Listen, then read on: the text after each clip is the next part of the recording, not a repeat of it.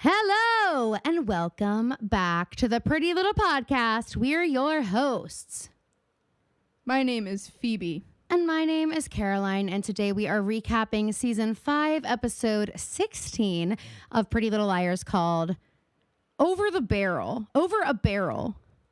The next couple, and I think we keep saying this, maybe it's just season 5's problem, but I was looking at the next couple episode names. Kind of weak. What were we thinking? What were we thinking? And now that Phoebe... one's called Out All Turned In or something like it's really, and there's like a comma in there. It's probably not that, but it is out comma something, and I was like, is that a poker term? I don't know. And now that Phoebe has the pleasure of naming our Tuesday episode something, like she gets to say like, what do I need to pick from this up that's good enough to be the title? She knows that it's not that fucking hard. I could have named this something better. I could have named this something like, I would probably have named this one Rat in the Corner. Rat in the Corner. Ooh, or I'd call it Proposal Schmoposal. And this is why I get final say in what the episodes are named. Caroline can suggest which one she likes the most from the list, but I typically haven't. We've done 2 of these episodes. But typically, my typical workflow is something like this. Something so funny today on Las Culturistas was Matt and Bowen are talking about the world, and Matt's like, yeah, and they're talking about how many people there are in the world and how. Which, by the way, guys, it's an insanely high number. Well, this is what's so funny because they're talking about how it could have been something like that. Could have been anybody in the world. And Matt says, yeah, there are literally 1 million people in the world. At the same time that Bowen says literally 9 billion people. There's something so funny about saying that there are 1 million people in the world. That is 3% of the United States of America. Which, by the way, guys, confirmed the thing about the Olympics that I love so much was the school spirit aspect to it. Yeah, confirmed, because that's been replicated now by the DNC. No, guys, because what I've been doing is watching a freaking party for the last 3 nights. It's been a freaking party. It's been a party. I saw a tweet that was like, God, it's got to feel so good to just live out at one of these. I literally am so... Caroline, we got to get there. We got to get invited. This is the Eras Tour for liberals. All I'll say is I told Caroline before we recorded Tuesday's episode that I thought I was getting my period. And I did. And every single time someone can walk onto the stage and I start crying. Yeah. I'm not even kidding you. They could not even be saying anything sad. And it makes me I have been bawling watching it the entire week. It literally feels like a pep rally. Confirmed. Yes. Here is the recap. All right, let's do this recap. So we're going to start with Allison because she is behind bars. And we think maybe she's dating Hottie Holbrook. Good for her. Alexa Vega's sloppy seconds, though. We think maybe she's dating him, and we're really thinking that he might be helping her out while she's behind bars. He's doing her bidding, like moving Mona's body, getting rid of it, things like that. And also how she's getting in touch with the girls. Let's move on to Aria, who didn't get into any colleges and feels like an absolute failure for once in her life. But of course, this can't be because of her, because nothing's ever her fault.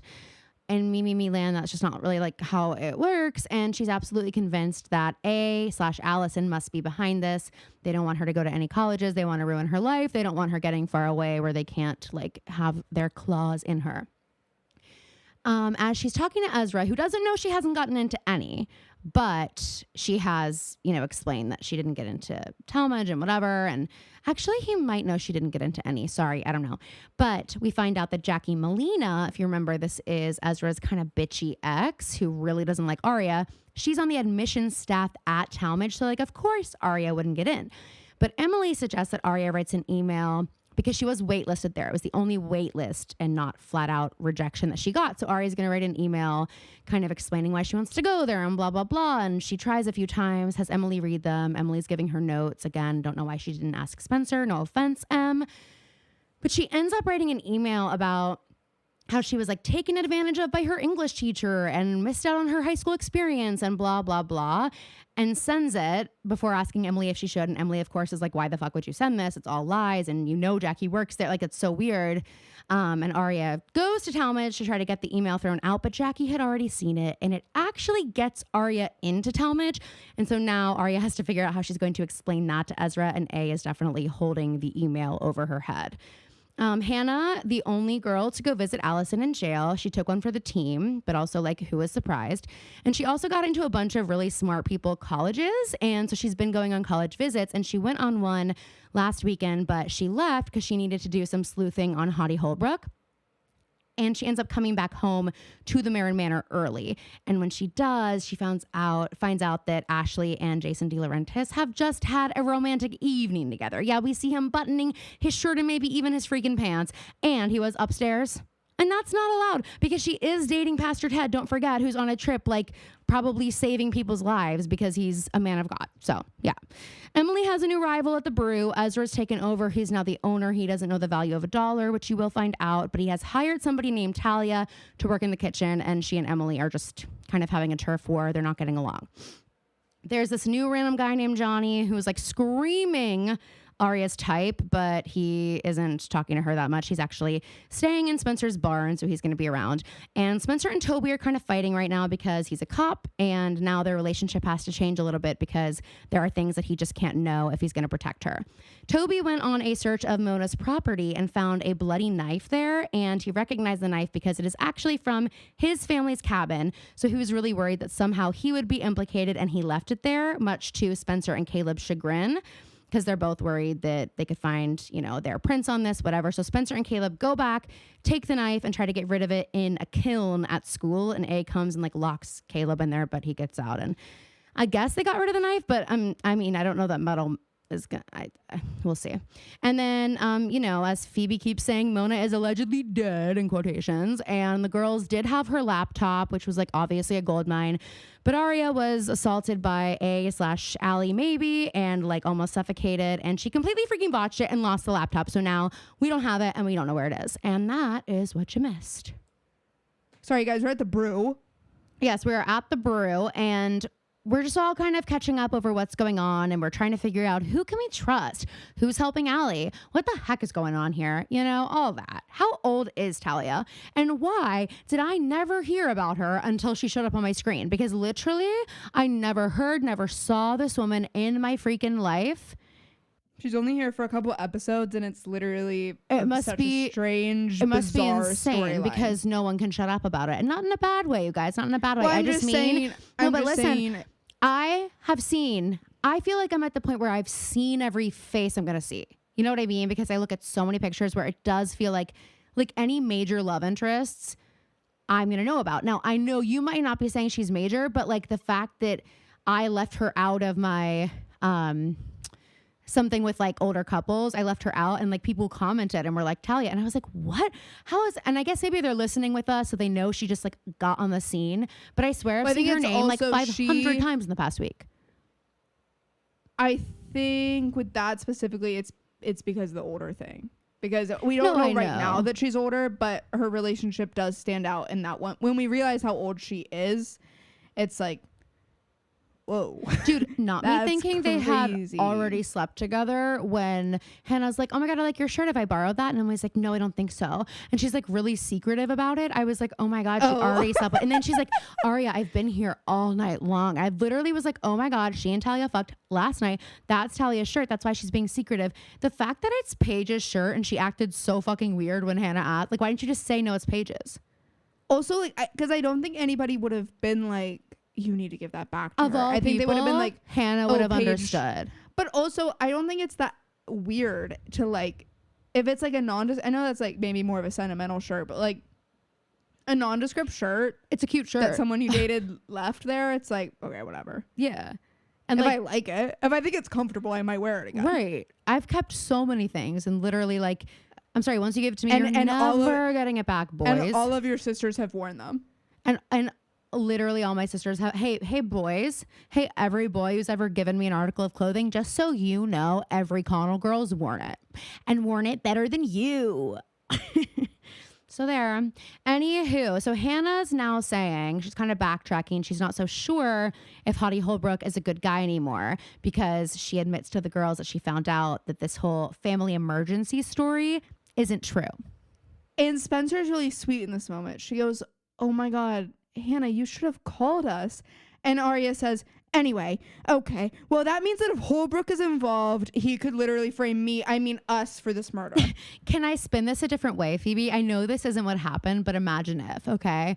Because I noticed Spencer immediately leans forward when Hanna says that she left the college visit to go do this. And Spencer's ears perk up. She like leans forward and I'm like, she's so fucking happy to hear that Hanna might have botched one of her like college visits and not get in. And then she has to save it by being like, oh my God, Hanna, you should have called us right away. That would have really saved my weekend. I didn't I was notice upset that, this but weekend. It could be because I did something a little bit different for this episode. Is I actually woke up at 7:30 this morning to watch the episode before work. Hey guys, do you remember when Phoebe was like on that whole I'm a morning person thing? Like sounds like we're doing that again. No, that's canceled. I can't do it. I've had such a hard time waking up in the past 2 weeks. I don't know why. Like really like. And maybe I'm getting over ambitious. Like I'll set my alarm for like 7:30 and then I end up not waking up until 8:57. So remember that thing I said last week about how like when you're trying to get over someone, you need to take off the rose-colored glasses?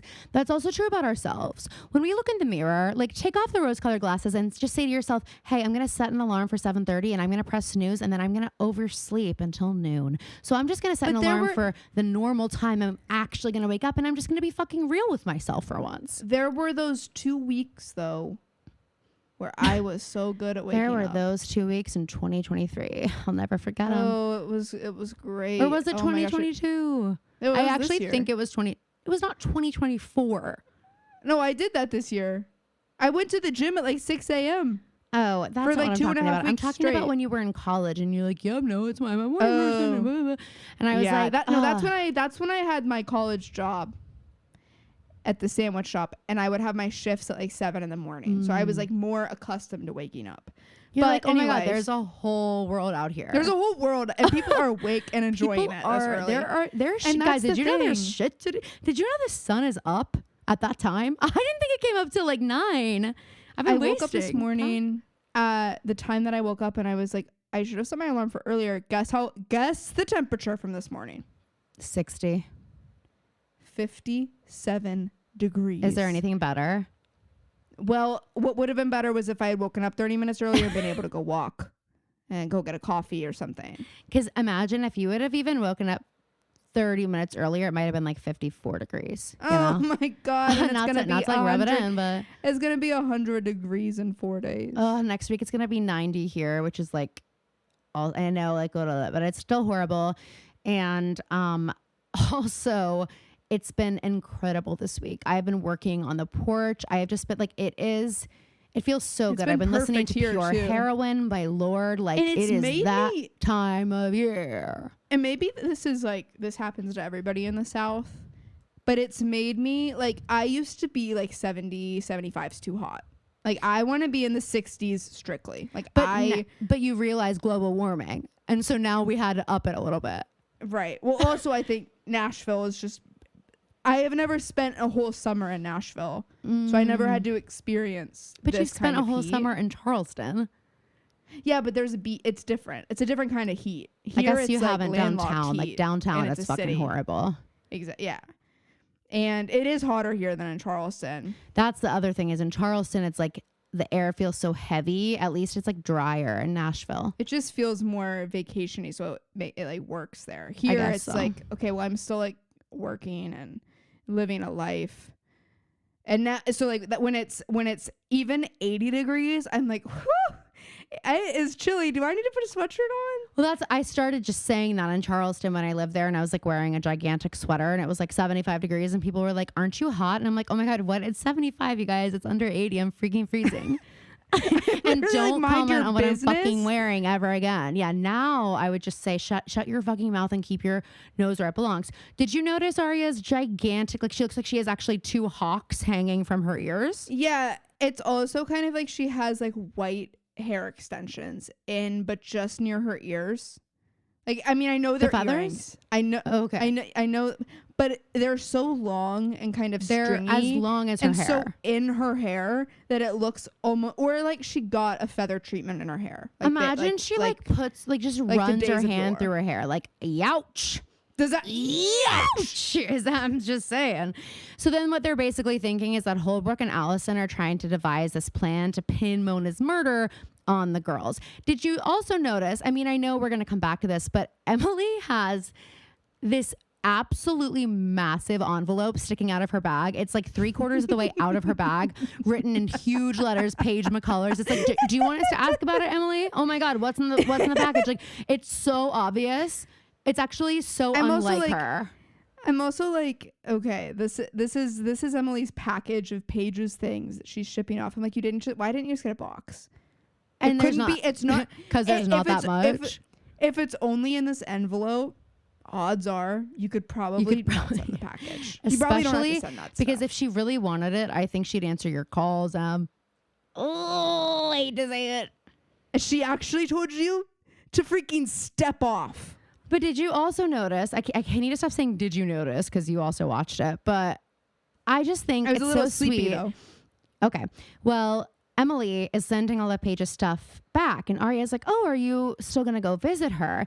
And Hannah's like, "No, like, aren't you guys taking some space?" And just 2 things I'm noticing here. Number 1, she's the only person that fucking remembers anything Emily says to her because she's the only person that actually listens. And number 2, she's looking out for Emily here. She's like, Arya, which is so she's funny going through something, like maybe they need Arya, shut the fuck up. Arya spent all of last episode with her, with Emily. Literally. I actually think that Arya was the first person Emily told about the struggle with Paige that we saw. You know what? I think you're right. Which was, and we remember that because it was so weird. Because why would you tell Arya something when you could tell Hanna? When Hannah's the option. Yeah. Exactly. And so Hanna says, Emily, that's a cute shirt. Have I borrowed it? I thought she was going to be like, is it, like, did you borrow that from me? Yeah. Well, it does kind of look like Hannah's vibe right now. It's like a baseball band t-shirt. Yes. That has a hole in it. Yeah. And don't you freaking forget it. Hannah's whole thing right now is holes. Yes. This crazy thing though. So Arya's like, oh, more coffee. And so she goes to get more coffee and she tells Emily she needs to find another college to apply for before Ezra finds out about the email. And so she's like, okay, I'll take a coffee. Well, first Emily is like, just don't worry. Emily seems also annoyed with Arya. I wrote this later, but I was literally like,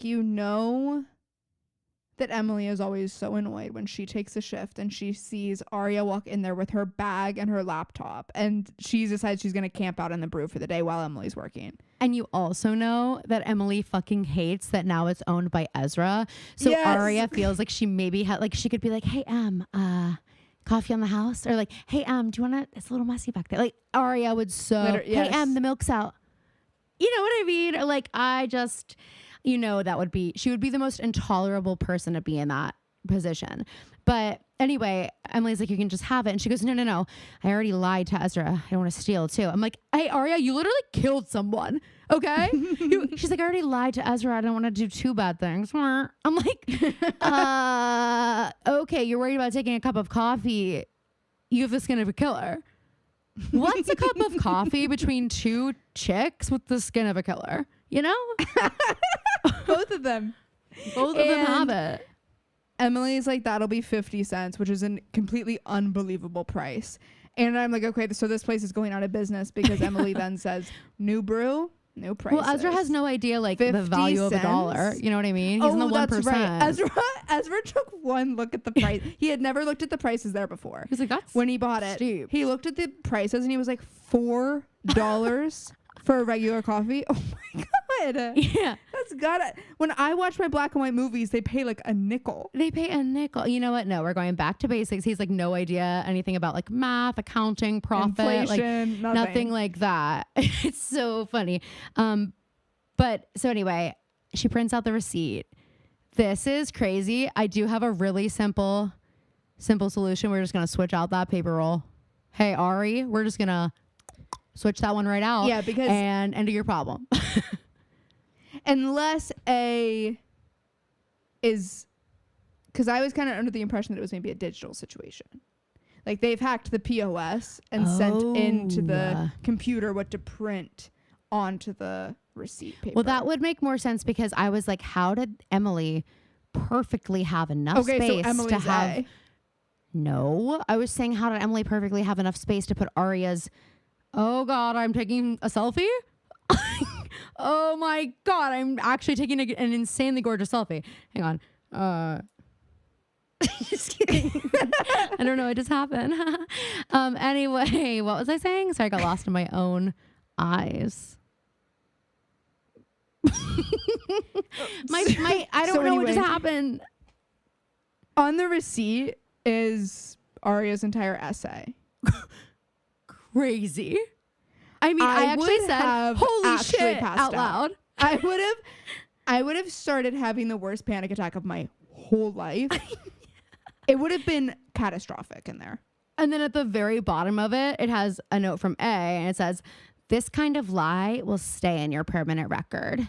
Ooh, sheesh.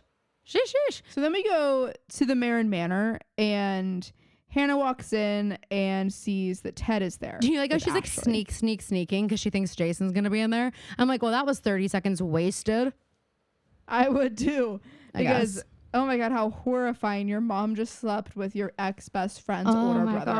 Oh my God, stop. And she's currently about to be betrothed. Guys, here's the thing. Like, Ashley Marin, forever a saint to me. Like, I love her so much. It's the self-sabotage. This is a tough look for her, but it's okay. Everybody makes mistakes. Everybody has those days. And hey, by the way, Phoebe, I actually made a list of every song Miley could do at the Super Bowl, and I want you to know. I thought you were gonna there are plenty. I thought you were gonna say, and hey, Phoebe, I actually made a list of every mistake that you've said in the last 5 episodes. That would be crazy. You really think I would do that? You think I'd listen to our podcast enough to be able to do that? You'd do anything for a Canva post. That's so mean. You know what? I'll just take a break. You can take it over. Wait. Why is that mean? You do anything for a Canva post is like kind of a read. No, it's not. What do you mean by a Canva post? Like, I don't use templates, V. No, that's not. I didn't even insinuate you did. I'm just saying that you are. How about this? I would do anything for content. It's called content creation. But you make everything on Canva, and that's not a bad thing. You don't even know the other tools because you're not in them. Phoebe and I share a Canva account, Snooze. And that's the only reason she knows what's going on inside my crazy mind. Every morning, if she wants, she can just log in there and see what's she been up to. And there's always something. For the last 8 hours, because Caroline is nocturnal and I'm a regular person. I'm actually not even nocturnal. I'm like all the time turnal. And omnitime. Is that an omnivore? Omniturnal. Caroline's an omniday. Omniturnal. Oh. I don't know if it's a word. Well, it's definitely not. I mean, because that's not really a thing, I don't think, in science. You're saying definitely. Well, I'm sure there's something out there other than me that is awake 24 hours. It's like one of those terrible fish at the bottom of the sea. Well, and you know, that's exactly what was in my mind. I said, I know there's something out there. It's a shutter. But the thing is Finding Nemo. Yeah. I'm like, there's something fucking terrible out there. It's one of the aliens. One of the aliens that isn't actually an alien. One of the aliens that comes from the ocean. You guys remember the ones. So back to this. We got to stop doing this because everyone's like, we hate you.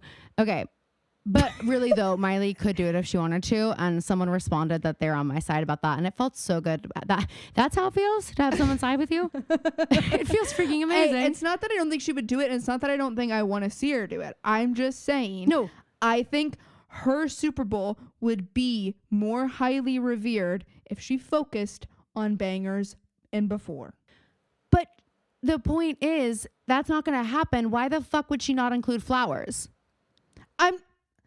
You love to exaggerate what I am saying. I know she's going to do flowers and she'll do a couple songs, but I'm just saying the heavy part of her set, the same way Rihanna did it. She didn't focus on anti. Which is what I said, but She you were did- like, that's why I don't think Miley should do it. No, this is how I know that we are living in two different realities, because that is not the conversation that we It's had. kind of how it happened, and that's how other people remember it too. Okay. I'm going to be riding this high for a while. Can you just let me fucking have it? Thanks. So Hanna walks in and she's like, Ted, I thought you were in Peru. She's like, Ted, I was And just they're praying for you. and they're like, Hanna, we thought you were at a college visit. And Ted says that Peru was great. He's been being like a saint down there doing a bunch of stuff. Of course, been building homes while Ashley cheated on him with her boss. He's been building And homes for those in need. Hanna starts snooping around in this conversation, and she's like, so Mom, how'd you sleep last night? You didn't hear me come in. And Ashley's like, I slept like a rock, actually. Ashley bold. So then Ted's like, oh, I've missed your mom's waffles. He takes a plate of waffles outside of the porch, and that's when Hanna gets to say, wait, are you actually mad that I bailed on the college weekend because I had a headache, or are you mad that I walked in on your wild college weekend? Wait, because this is an epic line that Hanna has before this, though. Because Ashley's like, Hanna, why'd you come home early? And Hanna goes, migraine? Why'd you sleep with Jason? Or so, like, she, like, the way she says migraine, like, an excuse, and then just, like, completely ignores that her mom asked why she came home early. It's so also funny. I would And do the then same thing. headache I'd be like, comes hey, up- Mom, let's focus on what's important here. Thanks. Yes. Yes. So Hannah's like, why? I just don't understand, like, why you would do that. And Ashley's like, and it's not for you to understand, little girl. And they all go to have brunch on the porch. So this is where I'm like, Talia, if You're a fucking bitch. oh my God, if I were Emily, Oh my God. I'd be so mad. there would be I would be like, I don't actually know what I would do. Guys, but you actually don't want to see what Caroline would do. I'm kind of confrontational, so I'd be really frustrated by that. The good news is that my brain usually is the right one. And like everyone else who makes sense in this world is usually on the same page as me. That's why you probably don't experience it that much, like, because you don't really make as much sense in the world sometimes. But I mean, you do make sense, like, being here for sure. I mostly just mean like you don't like make sense. Next time Caroline says that something I say to her is mean, I'm going to remember that she just said that I don't always make sense in the world. Phoebe, I love how affected Phoebe is by the fact that I've called her mean like twice when all of fucking America and beyond has called me mean as many times as like they've taken a breath in the day online. They call you mean, they call me stupid. Because they say, Don't say much of that. The quirky, louder sister is so mean. You guys and can the tell younger because one, Phoebe only has our reviews to go off of. I have the entire comment section of our TikTok. So, and I still can't see that one. well, lucky for you. Well, actually, you'd be fine. You'd be fine because you have nothing to do with it. So, what Talia's doing, all this to say, She is trying to tell Emily the right way to make coffee, and Emily's like, how fucking dare you? And Ezra comes in a freaking tizzy. no, but that I just remembered why that scene made me so mad specifically, because Emily has now been relegated back to the job that she has been doing for years, and Talia kind of has her turf. There's been a separation of church and state here, and Talia's trying to like get her fucking hands over everything and be like, actually, I'm going to teach you how to do everything, not She's just how to also make like, empanadas. and that would be bad enough on its own, but she is the one who has now pushed Emily out of her attempt to expand. You know, she's pushed her back into the corner that she's been in for all of these years, And now she's So making her feel bad about that too. it's just like, we could just really pile on here. And then she takes it a step further and she's like, and by the way, what's up with the freaking hole in your shirt? I know I like skipped around a little bit, but I'm just kind of continuing with this interaction. Oh, I couldn't believe that. She was like, She's I was "And just thinking, don't uniforms sound fun? And Emily's like, I'm sorry, what? Have you met Z? And Emily is so funny because she's like, Talia's like something a little bit neater. And she like gestures to the hole in Emily's shirt. And Emily's like, it's a t-shirt. It's comfortable. And Natalia's like, no, It's that's a functional. point. That's a point. No t-shirts. It's not a collared shirt, Emily.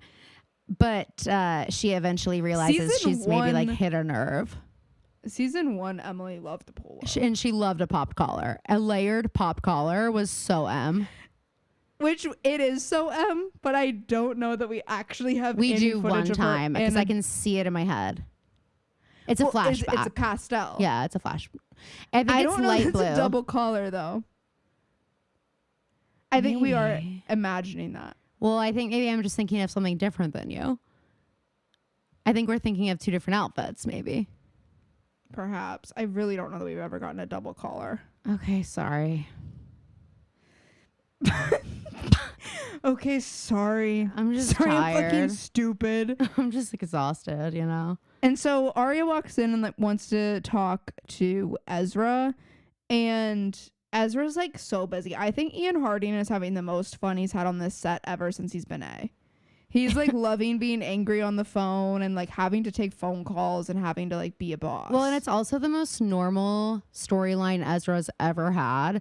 And so Ian probably feels for a second like he gets to be in a real show instead of like a free form show where he's dating a 16-year-old. You know, he's like, okay, this is like real acting. This is like what real actors do. This And, is like Blue Bloods CMU and grade stuff. Yeah.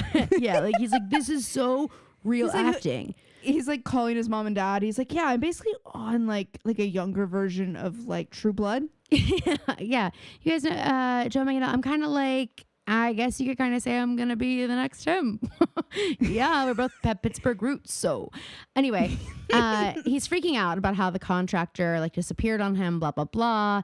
And Arya is trying to find a moment. Dare I say it, she's not trying that hard, but she is trying to find a moment to tell him about the email, which I just honestly, can you even like, what do you even say? How would you even start? I just can't. But instead he's like, I like oh, also wait. like, do you even have to? Like, just get over it. Well, that's what I was thinking, but I'm like, I know, honestly, at this, again, I already lied to Ezra. You killed a person. Like, this is not, shouldn't be that hard for you, you know? No. But you killed a person in your boyfriend's, like, family's theater. So you're good. He's probably okay with you, like, telling a little white lie, like, excluding the truth a little bit. He lied to you for your entire relationship. If we're just gonna, yeah, you know? owed a couple lies. You actually You're like owed a couple you lies. can do what Arya. If I'm giving this to you, it's big. You can do whatever the fuck you want, literally. Yeah. So then we go to the Hastings Castle. Well, no, and it's wait. Toby and Spencer. She's about to tell him about the letter, and he's like, "Wait, did you have fun last night? Because that guy Oh, from yeah. Vassar that you talked to, he really liked you, and it would be so easy. Like he could give you a recommendation, no problem. Do you want me to call him?" And so now and, she's she like, was "Oh, really rude to him. She was really rude super to him. rude I to him." don't- But she's super excited by this because if she gets into another college, then she doesn't have to explain what happened with Talmadge. situation. Yeah. So she goes. We go to the Hastings Castle. It's Toby and Spencer, and they're looking at 3 acceptance letters. One is to the University of Hawaii. One is to the University of New Mexico, and one is to the University of Montana. I'm None obsessed. of which have bricks and ivy. I'm obsessed with Spencer's lines in this scene. She's like, "Oh my God." Like, and Toby's like, "Why wouldn't you open any of these? Like, is this about something else?" She's like, "No, this is about me needing to put zinc on my nose and people going to class in flip-flops. Okay. I want brick and ivy." And it's just, that is so Spencer Hastings, so Blair Waldorf. And I love it. I know that y'all went to school in Charleston, but that's very much giving the energy that I think Chloe has. Oh, very much. Yes. I don't think she would be someone who's okay with flip-flops to class. Well, actually, Chloe used to wear flip-flops kind of a lot. So I hope she listens to this. Hey, Phoebe, you're Wow. next. You're next. Next with what? You'll find out. So somebody my knocks God. on the door and they're like, she says, "I like brick and ivy and pea coats." Forgot that. But they're just trying to get as far away from Allison as possible. This line made me sad. Spencer stands up and she's like, because Toby's like, well, it doesn't matter because she's in jail. And Spencer's like, but look at her. She can get a plane ticket from in there. And I'm like, okay, you're kind of losing me here. But then she says, Allie is still deciding what I can do and where I can go and all of this stuff. Yeah, she's like she's behind bars and I still can't get away from her. Like there's just no. And so then we get a knock on the door. What the fuck is this guy's name? It's the guy from the Brew, right? Johnny. Here's one thing I do, and this is a qualm. This is a qualm I have, a bone to pick with Spencer Hastings. You are this stressed out about trusting people, getting away from Allison, like whatever, that you're applying to the University of Hawaii instead of Princeton, okay? And you're just gonna let this random fucking guy rent the barn that you know nothing about? Well, we do. No. We do know something about him, and her you parents don't know that are much. letting him. Her parents know his parents. He's okay, but I still friend. think it's like crazy. It would be crazy if Spencer were the one letting it happen, but I don't think her parents are doing it. I just think it's weird she doesn't have a single reservation about it. Like, he's just in the house, she's hanging out with him. Like, there's no part of her that's like, I know she just wants to be normal. I think that's what it is, mainly. But I agree a little bit. Toby gets up to leave. He's like, I have to go to work after Johnny like brings over the deposit to get the keys. And Johnny clocks that Toby's a cop. And when Toby leaves, Johnny goes, your boyfriend's a cop? And Spencer says, he wasn't always, which I thought was so funny. Yeah, it is. Spencer is so turned off by his career. Yes. So then Aria gets a message and it says, we're at the Brew. Yeah. And it says, stop looking for me. I'm tired of hiding. Grill at noon. H. So we believe it's Holbrook. My question is, why would he text Aria? Out of all the girls, I feel like he would text Hanna. And I love Aria is like, okay, well, of course. He's come for Allie. He's come for Hanna. This is the only logical option. And why in my head do I think that this is Holden in the end? Wait, what? I really think I remember this. Oh my God, I remember Holden. This. I feel like it's Holden. What a blast from the freaking past. And I feel like they like catch up, but like stop looking for me. Holden, that's a little much. Maybe it's not Holden. I would just like be like low key, like why wouldn't he just call her, you know? And maybe I don't know. Why wouldn't Ella just be like, hey, Holden's in town if you want to see him? Why wouldn't she just say that? You know what I mean? But maybe it is him. I don't know. Maybe but that would be like so out of nowhere. Does he come back for sure? They needed the audience to believe that it could be Holbrook, so they made the text look however they wanted it because they knew teenagers wouldn't go back and. Yeah, what am I thinking? I'm like, that wouldn't make sense. So that doesn't matter. Be what it is. So this is where I wrote that like Emily must hate when Aria is there while she's working because Aria is like, it's every 5 minutes she's getting up and she's like, Emily, it's like she's working. No, it's much worse than Aria getting up because I thought the same thing, but Aria doesn't get up. She goes, Emily, come here. And Aria's sitting down. Like, Emily's behind the fucking counter, and Emily's like, okay. There's like, a line out the door. You can go walk to her. And literally, that she's probably like, well, the line can't care. I'm the owner's wife. I mean, girlfriend. Yeah, I'm shocked she doesn't have like a name tag on. It's like, I fuck Z. Yeah, owner. HBIC.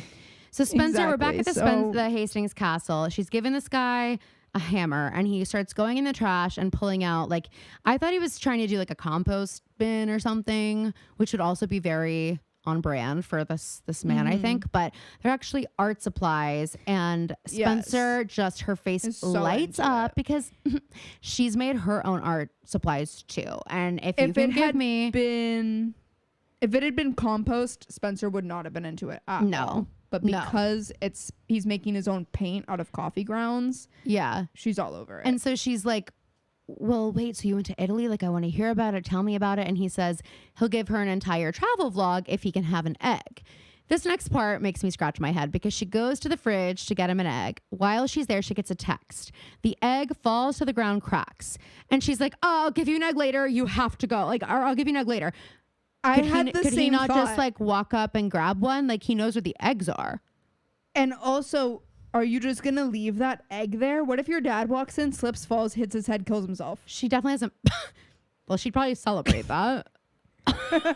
No, they hugged and then last she'd be episode, arrested. remember? Then she'd be arrested for like murder Remember they because hugged? he probably wrote a note that's like Spencer's a conniving. They only hugged so he could get her DNA on him. Just DNA. in DNA. The text just says like Mona Vanderwall location activated 10:48 a.m. and there are a bunch of coordinates. Yes. So we go to And Caleb's that's to what try made to her figure drop this the out. egg. Yeah. It was an alert that was sent automatically by a security system on Mona's laptop. So someone must have set off an alarm. But what's interesting. All the girls got it. Yeah. No like police, like it's just those three. And we see that the laptop was activated at a storage place off the turnpike. And we also think she maybe made it like purposely easy for Caleb to log in. So again, could it be Holbrook? We don't know. And Pastor Ted calls Hanna. And he's like, I need you to come meet me. We need to talk. He doesn't explain. But as Hannah's walking out, this is where she says such a good, it's so funny. What did she say? Cornered says- rats will bite? Yes. No, remember. she's like, what's that saying about a rat in a corner? And Spencer says that. And Hannah's like, yeah, Holbrook's Remember, a rat. Holbrook's And a rat. don't let him touch anything. Almost like Hannah, last episode, you were like vouching for him. Like, no, swear to God, good guy, good guy. Bad kisser, good guy. And now you're like, remember, he's a rat. He's a rat. And Spencer's like, don't have to tell me twice. I hate cops. Everybody starts scratching their head and she's like, what? What? What? Oh, Cadet Kavanaugh? Yeah, don't worry about Yeah, that. I hate Cadet Kavanaugh. Love Don't Toby. worry about that. He's a cop. He's just playing pretend. He's playing dress up over there. He just needs to feel busy. So then we go outside the grill where Arya is waiting for H. And Jason walks up. Arya's rude. Shocking. She's also like, "Hey, Jason, a little flirty for me. Little flirty for me He's for you to checking have her just out. fucked Ashley Marin last night. This might be the horniest man in America, and there are a lot of those in Rosewood. Oh, there are many, many, many. We do not have a short supply of horny men. Jason right now is giving. He is like He's feral. He's actually feral. He's giving Edward Cullen, who hasn't eaten. He's trying so hard not to eat Bella because he's like simultaneously so hungry and so attracted to her. Like, Exactly. every woman that walks by is like pheromones. But yeah, so like he's looking at Arya and he's like, well, I was supposed to meet Ashley here for lunch, but you'll do. It's basically what he Literally. says. And because she asks about Allie and she's like, yeah, we've kind of been dodging her calls. And Jason's like, I saw her once. I get it. That was enough for me. And then he's like, but it might be nice to talk about her for a little bit. Do you want to get lunch? And that's when Arya decides that she probably isn't actually going to end up meeting H here. Yeah. Okay, Talia, don't you have food to cook? Like, what are you doing out here? What are you doing out here? Don't you know what they say about the kitchen sometimes? Stay there? What? I was going to say seen and not heard. But I think it's Heard it, it's neither of those tasted things. and not seen or heard. Yeah, that's it. Bingo. A quiet knowing that you are there, but I don't see or hear you or interact with you in any way. Exactly. But I respect you. Talia's moving. Unless I see you. Well, of course. Talia is moving cleaning supplies from behind the counter. And she's like, well, there are cleaning supplies in the kitchen. So I was just going to move these. Number one, why do you even know where these are out here? And number two, why would you? She needs them up here. Obviously, they're up for because Do you know how messy an espresso machine is?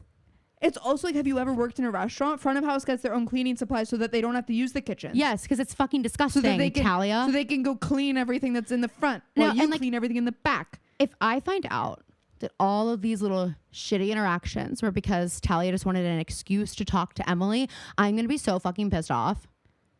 I don't know if that's why, but it might be. Because, like, what a terrible way to get someone. I mean, I guess it works, but maybe like an enemies to lovers is her thing. oh well, And Phoebe's she's like really now trying Phoebe's to jumping for cultivate freaking that. joy. No, I don't like them together. I don't like Talia. Well, you know who else I don't like together? Spencer and Caleb. They are going to this fucking storage unit together because Hanna can't go because she has to go meet Pastor Ted, PT. Spencer PT Cruiser. is so PT Cruiser. Pastor Ted. rip Sheila. But Siobhan, we love her. I love her. Both names have like a sh sound. Spencer is so funny here because they look at this lock, which, by the way, I'm pretty sure if Caleb could have fixed the other lock, he could have probably. There's like you have to have it. You probably could have picked this lock on this lock because it's a key that whatever. Anyway, Spencer says, I have a pair of bolt cutters in my car. Maybe they were nervous. There was like gonna be an alarm. Maybe or something. Caleb says specifically though that it's an unbreakable lock, and I'm like, no, it's Mostly not. I'm like, is it a? They just thinking. They just thinking maybe there's an alarm. They didn't say it. I'm just like, I know them so well at this point. It's almost like I can read their minds. This You'll get show there. was this kind of television show is a lot more tell not show. You know when you're taught in writing classes to show not tell? Uh-huh. This one's the opposite. They're tell not show unless you're This asking one's a lot too of many like, questions. don't tell, don't show. Just Think, just be. Da-na-na. So then we see Mrs. Horowitz. Well, Spencer says, I have bolt cutters in my car. that's what I said a minute ago. I said it 3 Okay, times. sorry. Oh my God. And you didn't laugh even once. Well, I was in the No, I middle think of that- speaking. Well, I think that line is so funny. Okay. Well, me too. I didn't hear you say it 3 times, or I wouldn't have said it, obviously. And I probably was talking, and that's why I didn't hear you. Caleb doesn't care about her bolt cutters. He doesn't think they'll work. And then Mrs. Horowitz walks into the hallway. And she's a teacher at school. And Caleb's like, yeah, I'm going to go to the bathroom. There's a bathroom here? I think it's probably like a rule. OSHA or Maybe, something. but OSHA or something like that. Mom hates places like this. Well, who likes them besides Spencer I and never Caleb? minded mine. Well, I've never really been to one, but like it just seems like a place people go to die, you know? And this episode kind is of the not a vibe. good like example a of good that ad not for it. happening. You know what I'm saying? So Spencer asks Mrs. Horowitz if she's here often. She says every month. So Spencer's trying to figure out if she knows her neighbors and maybe we can get a clue as to whose storage unit this is. And she says that there's actually this terrible smell coming from this storage unit. And one time she saw a blonde girl come in, but she didn't get to see her face. And so I'm immediately like, oh my fucking God, if Mona Vanderwaal's body is in here stinking up the joint, I'm outie. But I do think she's still alive. So that can't be true. That can't be true because Mona's still alive because I keep seeing things of her. Thanks. And outfits I've never seen. And outfits that she's in a picture with someone else who's in an orange jumpsuit who hasn't been in one yet. So I'm like, well, how can that be? Does Mona have an evil twin? It will make sense in due time. Does Mona have an evil twin? I'm not answering that. She's not dead. She literally can't be. I saw a clip of her, spoiler, taking off the alley mask. And she has blonde hair. Girl. I don't know what to tell you. Is my mind playing freaking tricks on No, me? no, it's not. I'm just saying I need you to believe me when I tell you that she's dead and that it will make sense. I don't believe you. It will make sense. If this is supernatural too, like pissed off about it.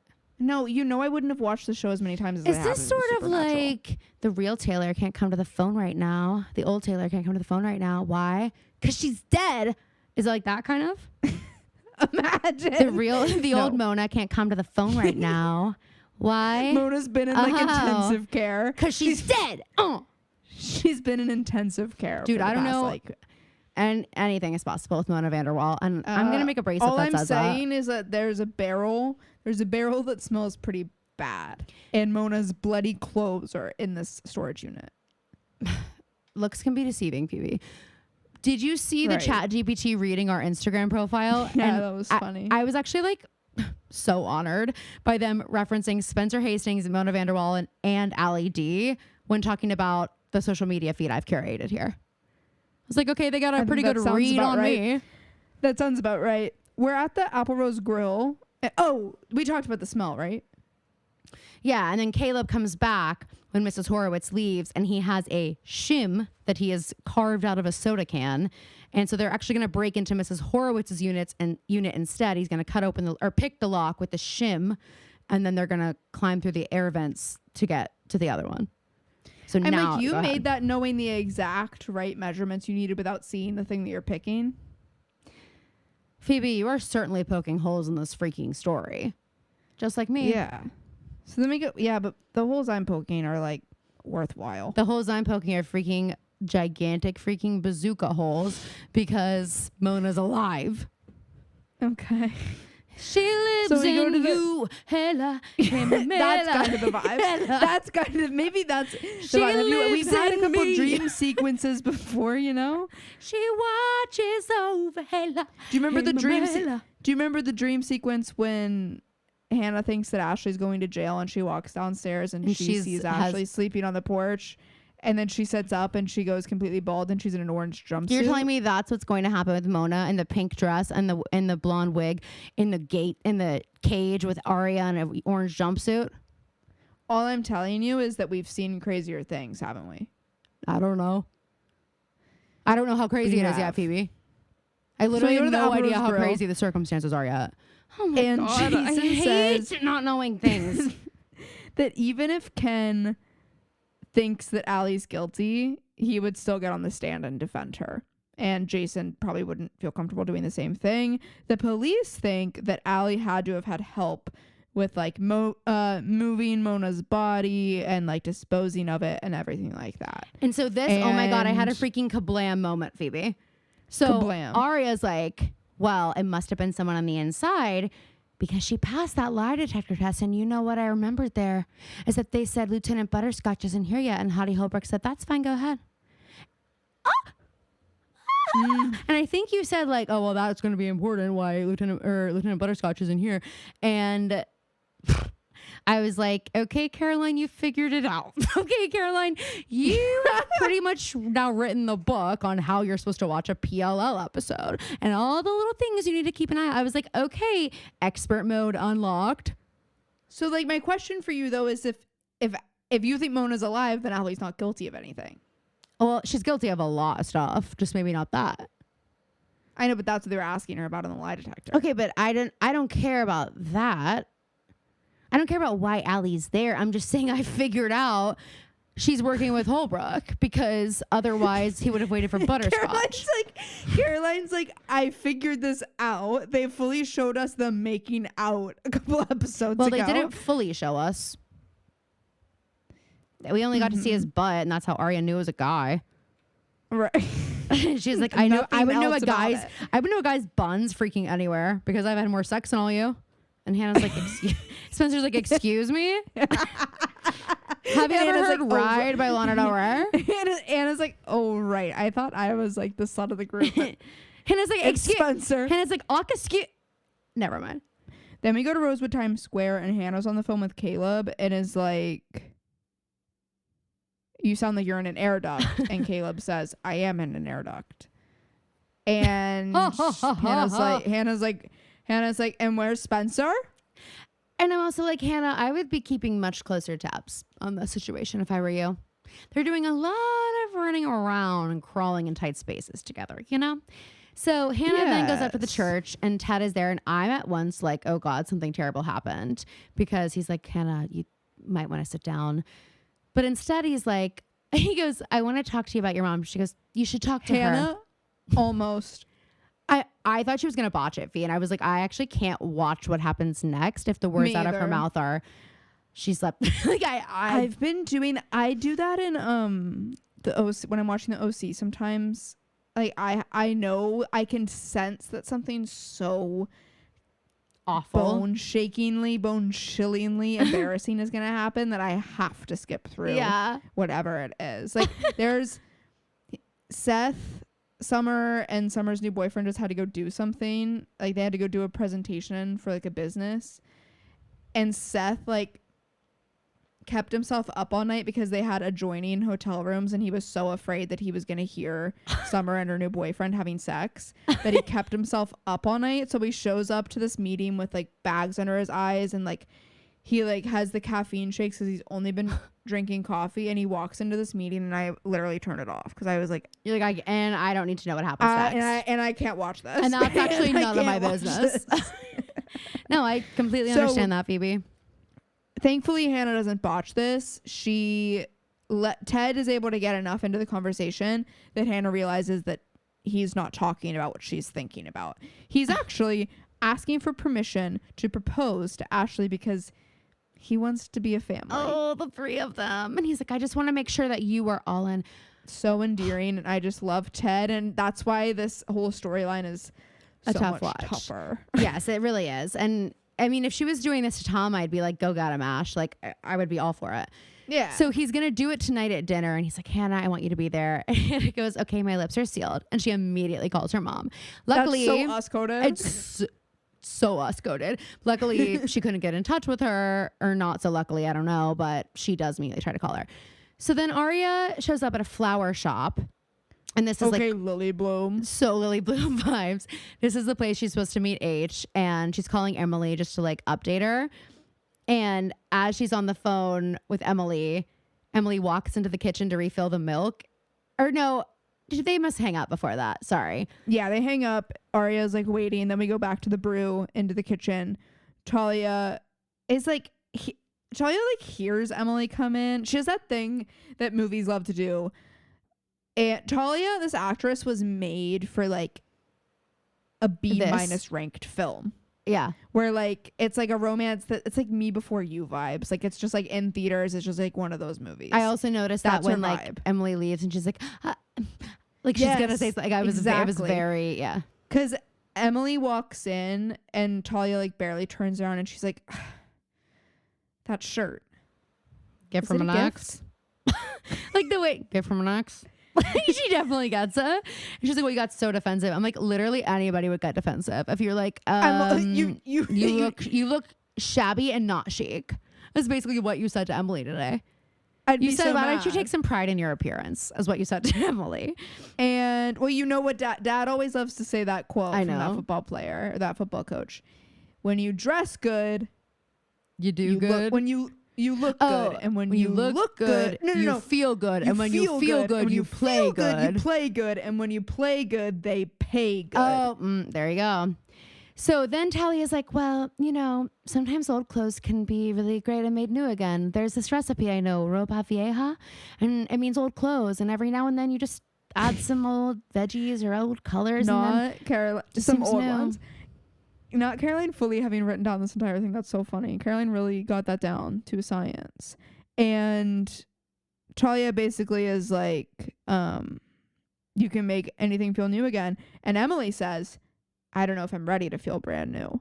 And then Talia says, how can you if you're carrying your old relationship on your back? Hey, Talia, back off. Talia, this is inappropriate. So Spencer and Caleb are in the storage unit now and they find Mona's computer, but it's like laid out perfectly. Everything seems so neat and tidy. Spencer's thinking it's a trap. And we see that everything is bagged up and we can see the clear plastic that looks like evidence. And there's just like so much fucking blood on these clothes, Mona's clothes. We're wondering, is this where Holbrook kept the knife until he planted it? And I just want to say, Spencer and Caleb, I would be paying a little bit more attention to the lights flickering around me, you know? Yeah, I would be paying attention. I don't know if I'd be in here. Oh, I certainly wouldn't. But like if I, was against my will in here, I would certainly notice the lights flickering. That's a for sure. Right. So then Caleb, they're saying it looks like Holbrook is building a case, and then Caleb sees this like what he thinks is a person, which is fair. He says, get down. It looks like one of the guys from Monsters Inc. Did you? I sent you the ride. I sent you the ride that they're making. Oh, yeah, where you're hanging and it's in the door thing. Dude, I have to be there for the grand opening. I have to be the first person to ride it. Guys, who is paying us to go to Disney? Guys, not only are we not paying to go, we're going to be paid. We'll be making a profit. Who is going to pay me $1 million to go to freaking Disney? I need to go. They were talking about Disney on Lost Culture today, and I was like, Phoebe, at least you've been in the last fucking 10 years. I literally can't remember going at all, ever. I know I've been one time, but I was like 2. Maybe we will for our 5-year anniversary of the pod. That would be cool. My friends are the Bomb Squad's trying to do a Disney thing one of these days. So maybe you can come to that one if it's like maybe if someone swings out, I can swing in. I mean, if you are, we'll see how many like roles we have available, how many slots we have available, and then if we don't need a swing, because the only way they're doing it is if they all get hired to be cast members. Well, yeah, of course, super phases to be exact. Super faces. So Caleb sees, this person behind the shelves, tells her to get down. This is where I'm like, a couple people were like, how dare you put Spencer in the brat side of my demure to brat graph? And I was like, hello? In what world? Hello, Earth to Phoebe? Sorry. I just got an important email. Okay. I'm listening. I'm just like, in what world is Spencer not brat? And they were like, she's so demure. Everything about her is demure. I was like, not her walking around. Caleb's like, get down. There's someone. Spencer not only like makes noise walking away when she gets down, she walks up to the plastic. Doesn't care at all. It literally could have been someone. And in that moment, she was giving. They said you walk like a bitch. When I was 10. Absolutely. Someone said that. Absolutely. It's just self-defense until you build in a weapon. Yeah. That sounded good.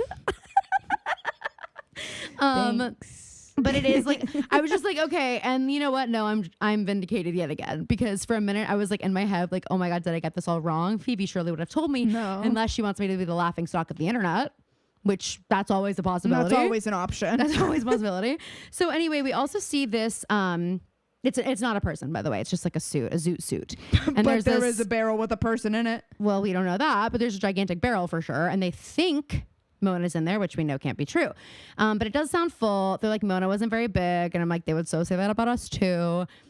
And the chemicals can be doing one of two things. Number one, if they're mixed properly, they can completely preserve a dead body as if it's like Jell-O.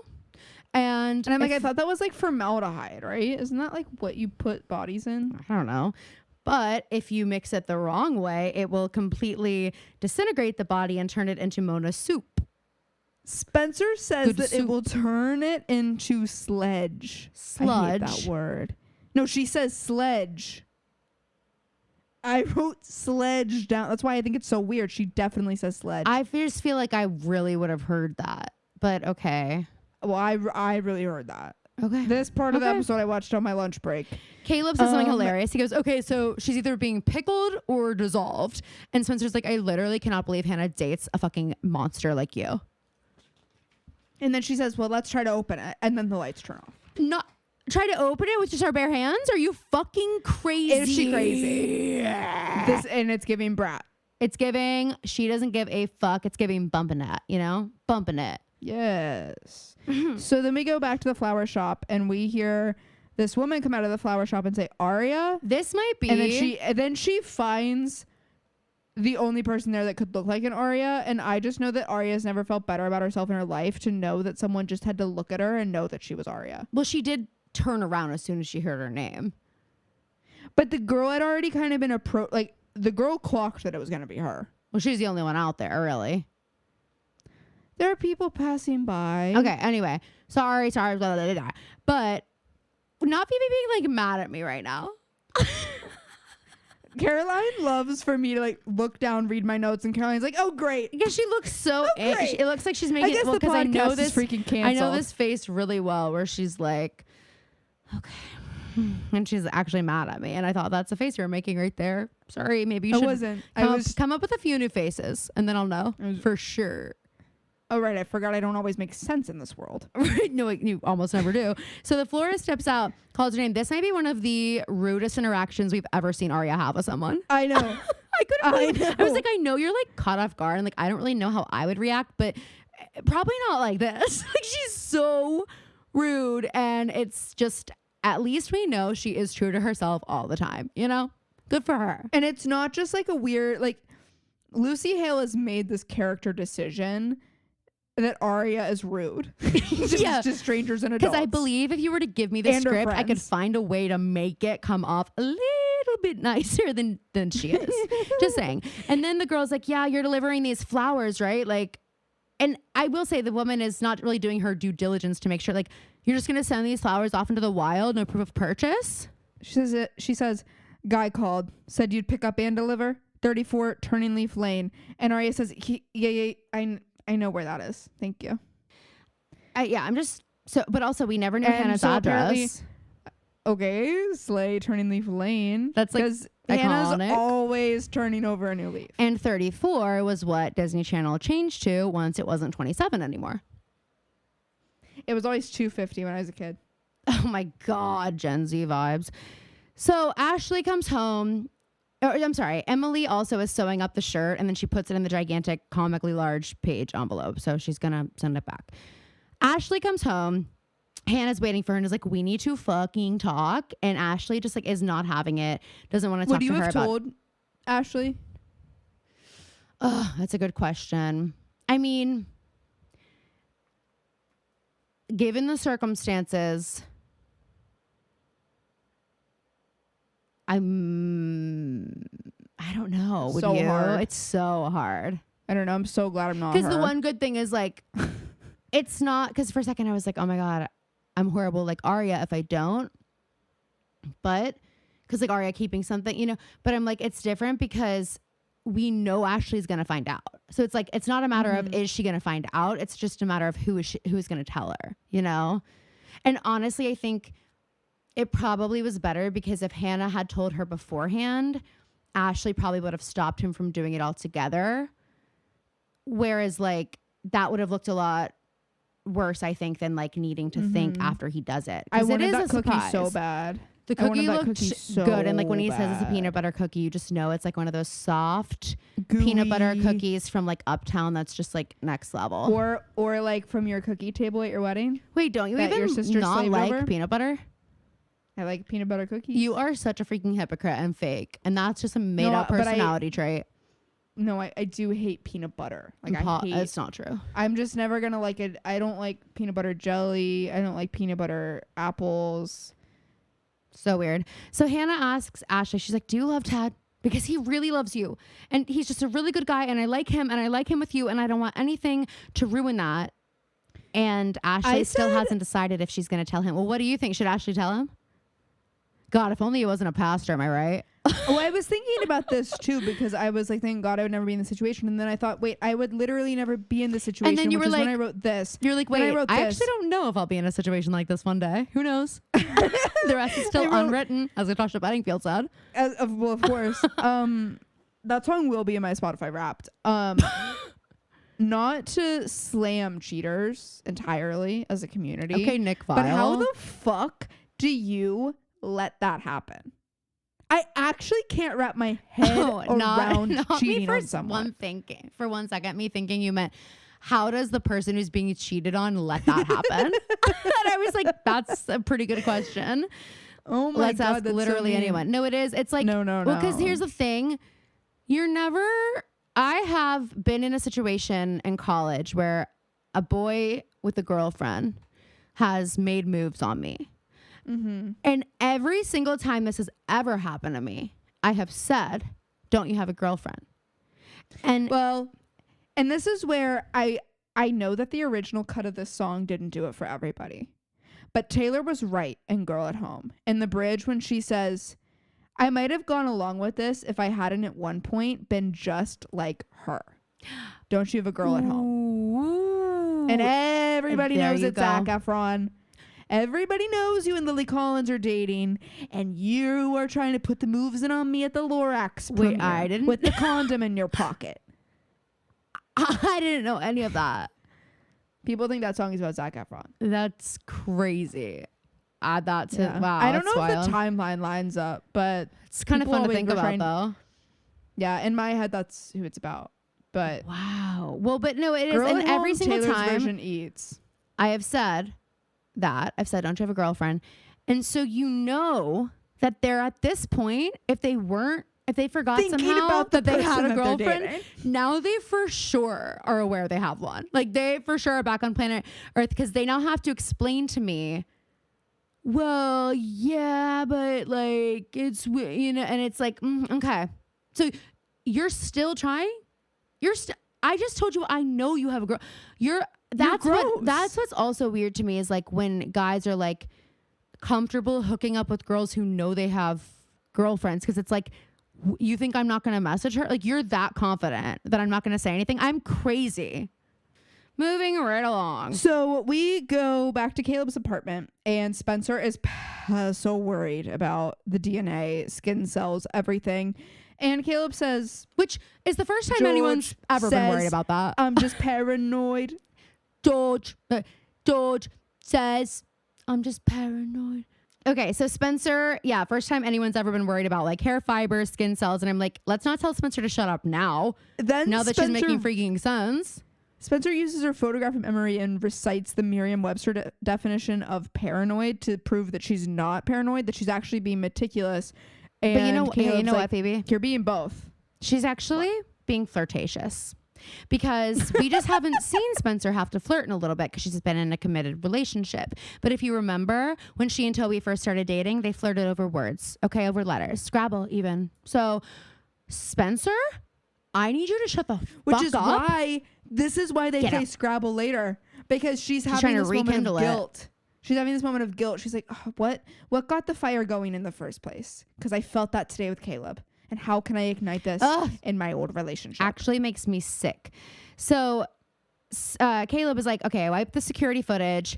I think we should call Toby, tip him off, and then have the cops figure out what's in the barrel. And Spencer doesn't want to risk his job. So Caleb's going to try to get into the records and find the name that it was booked under. Like, that would have been the first thing I thought of. Literally. So then we go back to the Marin Manor. And Arya knocks on the door and we find out that the flowers she's delivering were meant to be dropped off at the Marin Manor. Did not see this coming. Me either. We go upstairs and find that there's a note that says like, I'm glad I stayed for dessert. XOXO Jason, which I'm like, okay, Jason didn't write that. Jason, No. Obviously we know as the audience that it's A, but I'm like, if I'm Ashley getting these flowers, I'm like, Jason doesn't have the emotional intelligence or humor or personality to write this. True. And Hannah's like, well, this can't be from Allison. And this is where she has to confess that she did go to see Allie in jail. And Arya gets so mad. And Arya says to her, Arya's mad at Hanna. Arya says, I spent a whole day running on her hamster wheel because of you.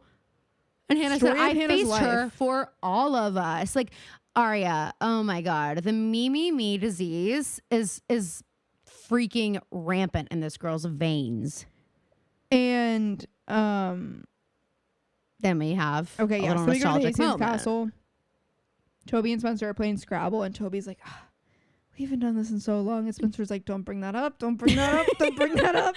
And Toby's like, God, I love my job. I love fighting crime. You wanna know what I did today? I got a lost labradoodle found. His name was Drama. Okay, Drama's a golden doodle. He had the biggest tongue you'd ever seen. Drama is so cute. He had a brown spot on his nose. And he has a little brown spot on his nose. He is the sweetest little snuggle bug. I mean, no, but first of all, the video of him cuddling with you that you sent like probably 400 weeks ago that I just saw on my Snapchat, because I never open any Snapchats that I get, was so cute. But also the picture of Chuck with his paws around Kelly's legs yesterday. He didn't want her to leave. He knows when people are about to leave. I think that before I left, like, I think that it was clear that it was my final goodbye for a while, and he was like, kept coming to give you more hugs and he taught Drama how to give hugs because now, and I know they're giving hugs because they'll like position themselves so that they can curl into you, and then they'll walk back and like keep doing that exact same motion because I know they know that's a hug. And so now Drama started to do it. Like, Drama will be like facing one way and then he'll go like get in that way and curl into me just like Chuck does. It is so fucking cute. Anywho, so anyway, that's what Toby did today. And then they start talking about college, and he's like, we haven't really talked about the distance. Spencer's like, let's not. We've done it before when you went off to Bucks County for fucking 4 seasons. So we're good. This does feel different to me, like Hawaii. He's like, well, I don't want to hold you back, but like, I also don't want you to leave. And so she suggests that maybe he could come with her. And her phone has like been going off, and Toby looks at it as she like gets up, and he fucking flips because it says, found something, call me, from Caleb. Foreshadowing. Toby, there might be more than one reason you should be pissed. Toby's like, what the fuck did you and Caleb find? And throws the phone down on the board. I know Spencer was like, insecure. Oh my God, that was one of my best starts to a game. Fuck my life. Okay, did you at least take a picture of it? You know what? Never mind. I have a photographic memory. Okay, what were you saying? You're pissed? Okay, sorry. Jesus Christ. We're saving this, and we're finishing it later when you're over this.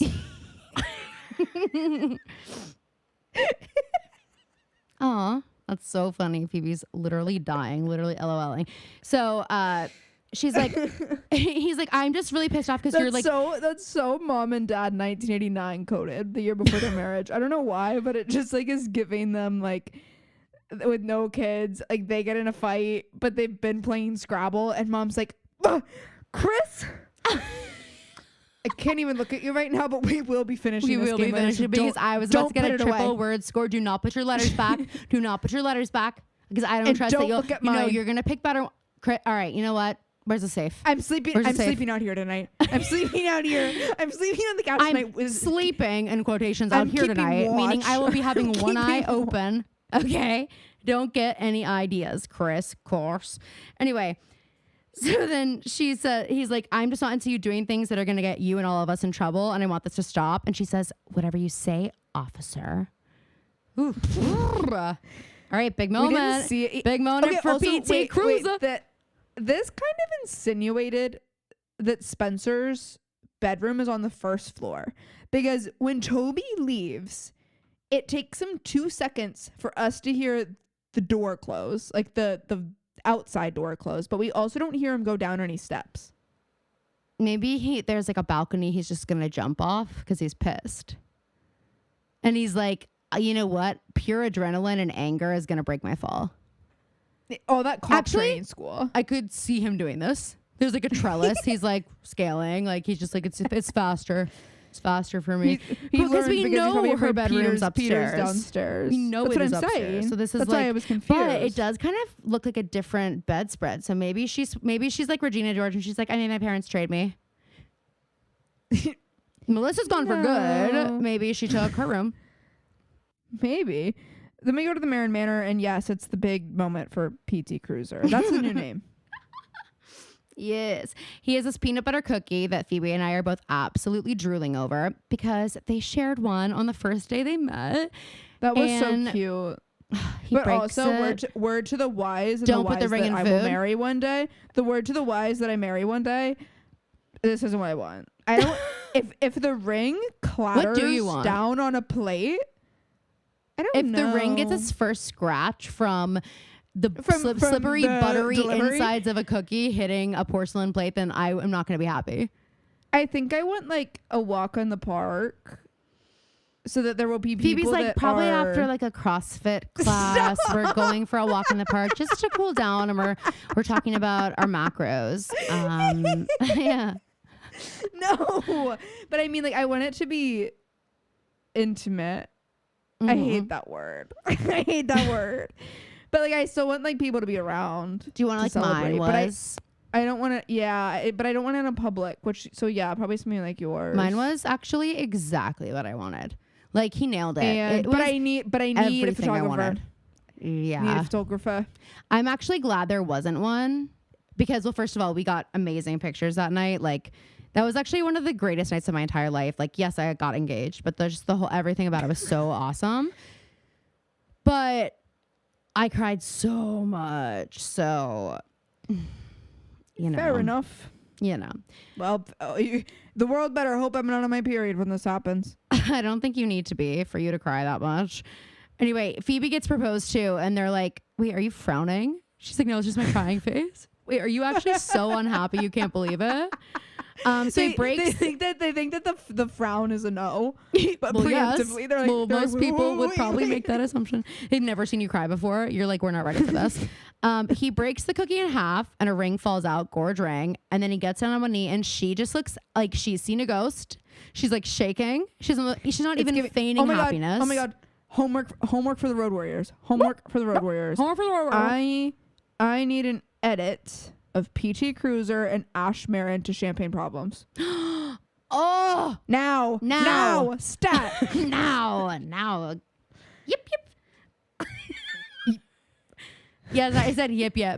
Okay. Right. What do you want to say about it? Nothing. So she says, I need a minute to go think. Wait, he says the sweetest thing though when he's proposing. He says, I want to spend the rest of our lives together being grateful for the gift of you.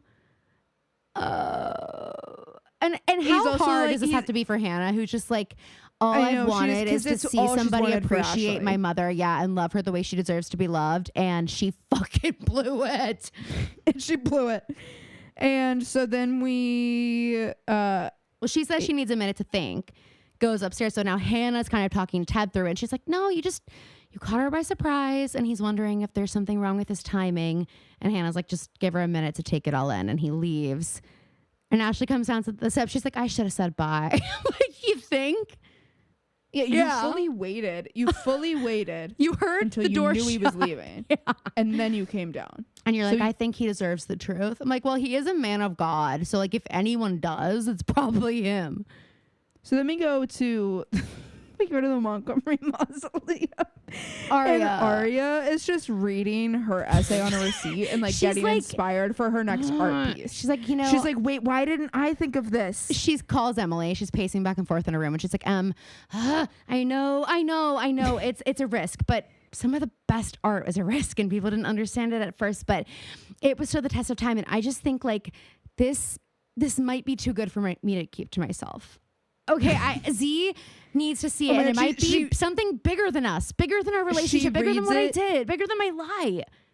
She reads it at the New Brew's first open night poetry slam. Wow. Could you actually imagine anything more humiliating for Z Fitz than your underage girlfriend? Oh yeah, that. Dating a 16-year-old. And then on top of that, she's writing a book about her and all her friends.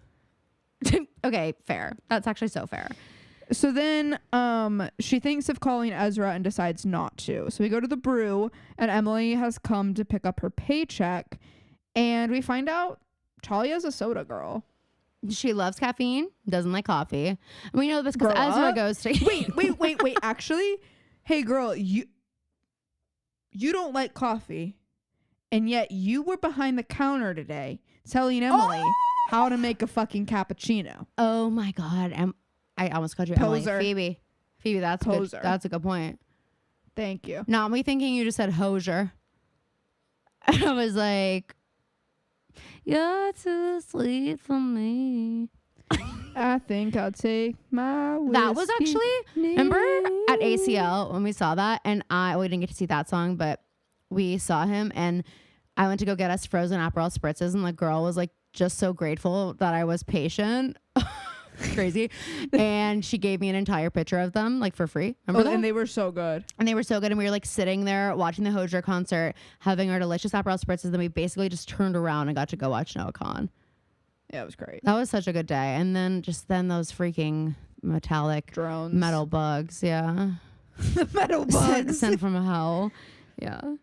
Oh my gosh. I don't think Mimi's going to ACL anymore, but I do think I forgot to forewarn her about the drone situation down there. Yeah, she needs to probably listen to our coverage if she knows what's good for her. She would do that. Okay. So Talia, we learned that she's a soda girl, and then she also like now it's like a switch was flipped in her brain, because now she's like actually kind of trying to like be nice to Emily, and she's like, but like in a weird way, like it's not coming off in a natural or smooth way at all. Well, it's like, and she's like, oh, so is this what you look like outside of work? Yeah, she's like, maybe we don't need a uniform because you clean up nice. And then she's like, then she's trying to figure out if Emily's into girls by saying casual looks good on you. Casual works well. Like, we're just stumbling over all of it. I want you guys to know it's intentional. Or is it? But then she tries to figure out if Emily's into girls by saying, boss man's kind of cute, huh? Nice buns. And Emily's like, ew. Emily is like, okay, you're weird. Emily's like, literally my best friend sleeps with him. And she's like, wait, how old are you? And Emily's like, yeah. By the way, 17. Back off. Thanks for asking. And so then we go to the Hastings Castle, and Johnny comes in for his egg, and I'm like, hey, you didn't just go back in and get it? Why didn't Spencer say, hey, you can just grab another one? Exactly. But also, why is he literally like, I'm sorry, if you thought it would have been rude once she left for you to go in her fridge and get an egg by yourself, then what makes you think it's not going to be rude for you to stand in her doorway and say, egg? He doesn't say hello. He doesn't ask for it. Nothing. How was your day? Hi, roomie. Nothing. So he starts asking about Allie and if they were friends and the bodies that have been buried in the backyard and et cetera, et Just cetera. normal small talk stuff. Yeah, boring. Bodies buried in the yard. Boring. Her friend who's in jail. Boring. It feels boring at this point because snooze is Johnny. How spoiled are you? Yeah. Then he's like, "What's with all the college acceptances letters. you want to open?" And then he's like, "Listen, college, not really all it's cracked up to be. Okay, I dropped out, if you can believe it. Somewhere, all of Vivi's hair just fell out. She didn't even hear what happened, but the vibrational energy across the globe just shifted when Spencer Hastings' brain was just rewired so that she didn't think she had to go to college for a second. She just realized a gap year is something some people do. Peter essentially like dropped dead, and all of Vivi's hair fell out. Yeah, exactly. And then Spencer wrote down on a piece of paper Aria Montgomery's address and says, "I think you will really get along with my friend," because that's the most Aria thing I've ever heard. He's like, "There's no rule that says you have to go to college," and she's like, "You obviously have not met my parents." Also, sorry, Spencer, you were built for college. You were actually built in a lab to go to college, because she's like, it sounds like a terrible sleepaway camp. I wonder if Spencer, this sounds like your dream. I agree. I wonder if part of her is just like trying to convince herself. Two things. One, she could be trying to convince herself she doesn't want it that bad so that it doesn't hurt so bad. Number two, I wonder if she's like just trying to say this so that she can take a gap year, like go do something, figure everything out. And then when she comes back from traveling, all this will have blown over and she can have that brick and ivy peacoat college experience she actually that's so wants, much more Spencer. Maybe. And then Caleb texts her and says, "Call me back." And then Spencer puts the phone down and says, "Tell me about Italy." Like, and again, where's Toby?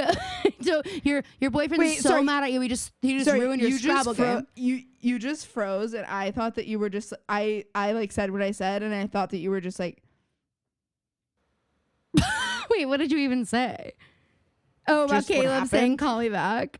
Yeah, and then you froze. Well, no, I didn't. What did you say? Well, I said that. Oh, I was like, Spencer, where is Toby? Isn't your boyfriend's mad at you? He just ruined your Scrabble game, and you're like, you know what? Let me just flirt with this guy. The whole reason that I made my boyfriend mad at me is texting me and asking me to call him because he has news, but suddenly it's not as important as hearing about this Italy trip. Guys, but the news is big. The news is bombshell worthy. The news is giving a Real Housewives of Salt Lake City trailer for this season. We'll talk about it Tuesday. And Caleb barges into the Marin Manor and he says, "Hanna, we got to talk. Guess what?" And Hannah's like, "Can you keep it down? My mom's crying herself to freaking sleep." Too many Rosewood guys knocking down her door. Yeah. But I'm seeing the cracks because Hannah's like, "You didn't call me back." Square up, Caleb. Call her back. Caroline's so mad. And Caleb found... You're giving a character that... Square what's up, her Caleb. name? What's her name from... She always played... I know this is like not one of her funnier characters. It might be one of her more famous characters. But Debbie Downer on... Yeah, I know who you're talking about. You're giving a character she would play when you do that. Sweet. Okay. Did you see her? Did you see her playing Ray Gun on Jimmy Fallon? No, but I need to. I'm sure it's so funny. So fun. Also, I can confirm for everybody. I'm sure everybody knows her name isn't actually Ray Gun. Well, yes, I think we knew that. But also, did you see that she's under investigation because Australia doesn't have like a board for breakdancing to get them into the Olympics. She just like weaseled her way in there. She made herself the chair of the deciding board, and her husband was also on the organization's board. No, we're not punishing her for outsmarting the Olympics. Okay, okay, that should actually be an Olympic sport. I think she gets the gold. Hey, gold medal for Raygun. I'm just saying, I'd like to see it. Yeah, apparently we just give medals out to anybody these days. Anybody who whines, anybody who complains 5 days after there was already a medaling ceremony, we're going to take it away from Jordan Childs. Fuck off, Olympic Committee. That's her medal. It's because of your mistake you're going to take it away from her. That's bullshit. It pisses me off. Yeah. Sorry, I don't have a lot to add to this. I'm not up to date on the Olympics. So what happened is that Caleb found the name on the rental unit, and you'll never even freaking believe this.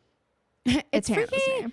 It's freaking Hanna Marin. And he tells her that he's pretty sure her ex-BFF's body is in there. B-O-D-Y is in there. Body yaddy yaddy yaddy. Body yaddy. He goes, and Hannah, I don't know how to say this, so I'm just gonna sing it. Mona's body yada yada yada yada yada yada yada yada yada. Imagine Hannah puts her earbuds in. You know she loves her earbuds as she's going to like sort this whole situation out, because you know inevitably the whole group is gonna leave her to fucking for fucking dead. So she has and to she'll go save figure the out how to day, deal and with then this. they'll And she all puts come. she puts her earbuds in as she walks up to the storage unit to take care of business, and Body by Megan Thee Stallion is playing. I would actually love to see that scene. I would prefer to see that scene than the Jason Ashley scene. Just saying. Like, if you guys ever rethink this Caroline, I think the A scenes are starting to get mad at me for not calling Lieutenant Butterscotch. Dude, I was like, wait a minute. Did I write Pretty Little Liars? Actually, did I write this? Because our A scene, you guys, actually, maybe I should just take this one. I know Phoebe normally does it, but it feels like I've earned this one because I've had so many kabloom, kablam moments this up. Someone is sneaking into an office. We find out it's Hottie Holbrook's office. They open the drawer, okay? They have a key. I am wondering if this is Holbrook. But they open the drawer and pull out what looks to be a little bag of butterscotches. I do think it's caramels, though. Which is like, but if you thought it was butterscotches, then so do I. And I don't know the difference. Okay, well, there is one. But I think it will go with butterscotch because we'll let the jury decide. And by the jury, I mean the jury of my peers who love to agree with me. They said over your shoulder. Oh, butterscotch. Sweet, woohoo! Yeah, so they pull out the butterscotches and then log into Hottie Holbrook's computer. So I'm like, you got in here pretty early. You knew his password. Could it just be Hottie Holbrook himself? But we do know Lieutenant Butterscotch loves butterscotches, so could it actually be her? Right. Who Guys, next week's episode knows? is season 5, episode 17. It's called The Bin of Sin. Wow. They said, okay, people are thinking our titles are kind of lackluster. Let's throw in a freaking poem and show them who's really boss here. Suspecting that Allison/A is out to frame her for Mona's murder, Hanna is not willing to just sit by. Something tells me whatever she's going to go do, she's going to have to do by herself. Well, yes, like most things. Caleb and Hannah's friends try to come up with a plan to get her off the hook. Okay, fine. Oh, Caleb and Hannah's friends. Do you mean Aria, Spencer, Emily? You mean the liar? What? Okay, Caleb and Hannah's friends try to come up with a plan to get her off the hook, but Hanna strikes out alone to clear her name. Well, I can't wait for this. I can't wait to be pissed off all week. I can't wait to absolutely be in a foul mood all week. Great, because I know my girl Hannah's getting the short end of the freaking stick yet again. Guys, yeah. Can I get a Hanna spinoff? You know what wouldn't have failed? You know, why did we prioritize a Ravenswood spinoff when we had a whole Hannah Marin thing we could have done here? You know, she's got layers. More so than the other girls. We got a spinoff. Do you remember that movie Christmas Cupid? You mean the movie that's become our new annual rewatch tradition? Yes. Thank you guys so much for listening. We love you so much. I want you guys to know that on Tuesday, we released our second official podcast. So go listen to that. It's called A Rule for You, Not for Us, I believe was the name, the super catchy name, if you ask me, a little bit, in a good way. We're talking about all kinds of things. I'm going to post a graphic walking you through it, so make sure you're following us on social media at The Pretty Little Podcast. The O in podcast is a 0. And on TikTok, we are at The Pretty Little Podcast as well. And then tomorrow, if you're on the Patreon, tiers 2 and 3, we have a new podcast coming out. That will be video, so make sure you are on the Patreon for that. We're going to be talking about the Love Island USA reunion. We'll probably be taking up a lot of the conversation, as well as lots of other things. And then, next week, we're back to our regularly scheduled programming. We got a podcast Tuesday. We got our recap of 5.17 on Thursday. And then ending out summer with a pilot recap of The Secret Life of the American Teenager on our Patreon for tier 3. And remember last week, we did. Actually, people really liked that episode, Phoebe. Good job. We did a little deep dive on some like film release press nightmares. Exactly. Mr. and Mrs. Smith, Don't Worry, Darling, and It Ends With Us. And lots of It Ends With Us coverage happening right now. And actually, I had to get upset last night. I was talking to Anthony. I was like, it's bad news. Something bad happened today. He was like, what? And I was like, Nick Viall had a really good take. So I do think that well, if you need a palate cleanser in that sense, just watch this episode with Nicole. Oh, well, I've been listening. So, yeah, I've already am getting frustrated about that. He's just fucking adding to her victim complex. And I agree. It's pissing me off. We'll talk all about it, you guys. We will discuss all of it on the Popcast on this week's Patreon. So stay tuned for that. Thank you guys so much for listening. We love you so much, and we will see you next week. And splat. I'm walking And here. I'm walking here. I'm walking here. Okay, now I'm going to do the recap because I didn't even forget it this time.